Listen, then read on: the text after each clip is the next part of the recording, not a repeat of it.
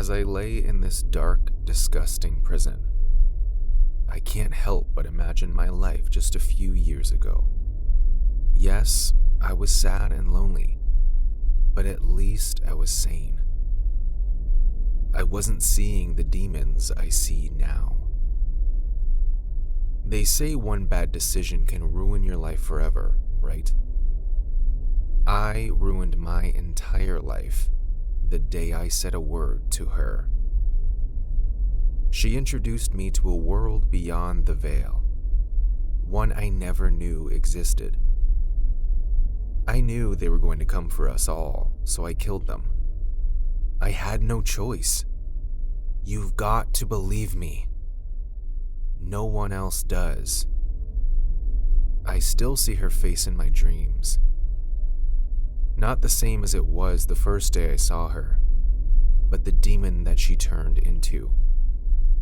I still feel shivers down my spine anytime I think about it. I shouldn't have let myself go. I should have stayed in my shell forever. Now I sit here helpless and in constant fear. My body is filled with the scars I got from fighting my demons. They haunt and taunt me every single night. I can't take this anymore. Right now, the darkness is flooding into my prison cell, and all I can do is pray. I'm frustrated and scared. Someone has to believe me. It all began 7 years ago. I had gotten yet another promotion at work, but for some reason, I wasn't as happy as I should have been. I felt a void in my soul, and it just felt like something was missing from my life. I had lost my parents in a car crash when I was a teenager, so I spent most of my life alone. I didn't have any close relatives except for an aunt that lived miles away. I had owned the cards that life dealt me, but somehow, I still felt empty. I plunged myself into working long hours with the hopes that maybe my job will drown out my sad reality, but all to no avail. If I'm going to be honest, I wanted more out of life. I really did. Or maybe I was just feeling blue because Christmas was around the corner, and I didn't want to spend yet another holiday alone. Deep within me, I yearned to experience the joy that came with having true friends, a loving family, and maybe even love. A few months before Christmas, I made up my mind to take a leap of faith and start going out more. I went to parks, bars, cinemas, and any possible place I could meet new people. I know it sounds really sad, but I failed miserably because everyone that I approached didn't seem interested in a deep connection till I met her. I was sitting down, as lonely as ever, on a park bench one Saturday morning when I noticed the most beautiful woman I had ever seen coming to sit beside me. After contemplating within myself for a few minutes, it took all the courage within me to say something, and it was the best thing that had ever happened to me. Or was it? Surprisingly, she laughed at all my jokes and showed that she was clearly interested in me too. We kept talking after that day, and even went on several dates together. Weeks went by and our bond grew stronger. Now that I'm looking back, I should have known from the start that Hannah had been hiding something from me. It was all too good to be true. I was fascinated by her. I was totally, completely in love with her. And everything happened so fast. Next thing I knew, I bought an engagement ring. I was going to ask her to marry me. My timing was perfect, too. It was Christmas Eve. Around 5 p.m. that evening, she came to my apartment and we drove off to see her parents' place. It was exciting for me because I had spoken to them several times over the phone and even met them a couple of times. I absolutely loved them, and I couldn't wait to have them be my parents too. Life was great. But that day was the day my life would be taken from me, and I didn't even know it. We got to the house pretty early, and we got busy with the preparations for Christmas Eve. If only I knew what would come next, I would have ran for my dear life. But I stayed, and with a huge smile on my face, I broke the news to Hannah's father. His reaction was expected. He and her mom, Mrs. Jones, had given me their approval through their actions way before I even started considering proposing.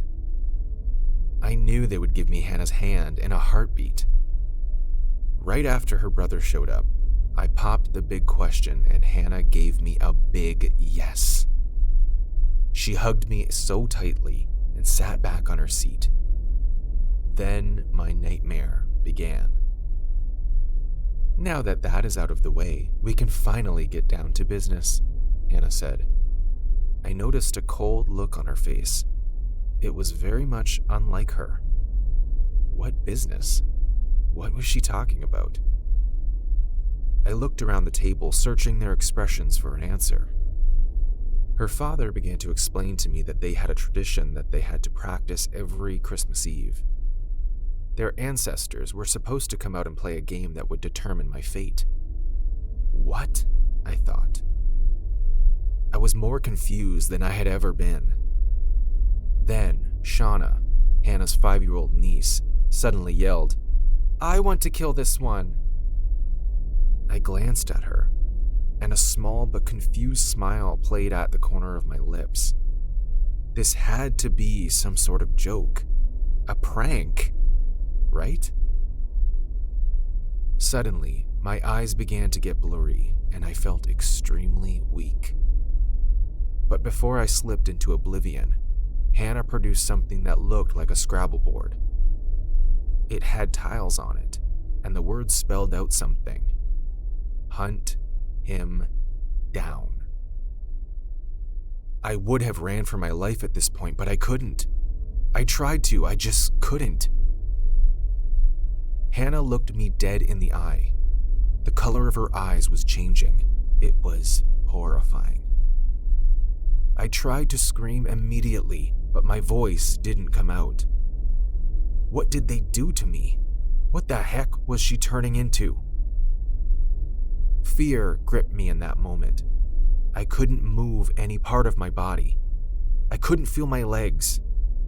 I was sweating and shaking at the same time. I couldn't call for help. No one was coming to save me. I wasn't sure if it was something they had put in my drink or just pure fear, but I was frozen in place as a certain death stared me in the face. The next thing I remember, everyone at the table was gradually turning into horrific creatures. Everything was looking blurry. I still couldn't move my legs. I had no choice but to watch the evil transformation. They were all laughing and pointing at me the whole time. This time, not as human beings. Their eyes turned pure white. Their clothes tore off, and soon they all became evil-looking, 4-legged creatures with sharp, scattered teeth and black, slimy skin. They looked like they just crawled out of the slum. I still didn't know how I managed to witness all this. The fact that I couldn't turn my head made me weep. They wanted me to see all of it. They were feeding on my fear.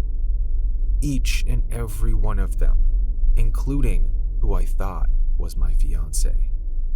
I watched them reach for weapons under the table. Crossbows, knives, daggers, arrows. I still couldn't move an inch till Hannah said "run" in a deep voice. That wasn't Hannah. I was engaged to a demon, and my life was about to come to an end. I suddenly regained my strength and fell over backwards. I ran for my dear life, but no matter how fast I ran, they still found a way to catch up with me. I tripped and fell in front of one of the rooms, and that was when one of the little demons jumped on me and repeatedly punched me. I screamed. The pain was too much for me to bear. It laughed as I laid there struggling to pick myself up, while I watched the rest of them cave in on me. As they came closer, I heard their voices. "Run, Ramsey, run!" they all chorused. I got up and started limping towards the kitchen, soaking in my own blood. I fell several times, but I had to pick myself up. Blood was gushing out different parts of my body. I was dying slowly, and I knew it. As I approached the kitchen, I noticed the smell of cooking gas. The demons were closing in on me. Finally, I had an idea. This was my only way out. I had to burn down this house. I had to end it all. I crawled as fast as I could to the place where the matchbox was placed. Boom! Just when one of them approached me to finish me off, the house exploded. I thought I was dead until I woke up in the hospital surrounded by detectives. They said I had a motive to kill. They said I murdered the Joneses for their wealth. I don't know how I escaped that fire, but I was told that I was found unconscious outside the house. As soon as I recovered, the Joneses' family lawyer sent me straight to jail. Of course, no one believed me when I told them that the Joneses turned into demons and attacked me. I'm starting to realize no one else really will either. Not even you.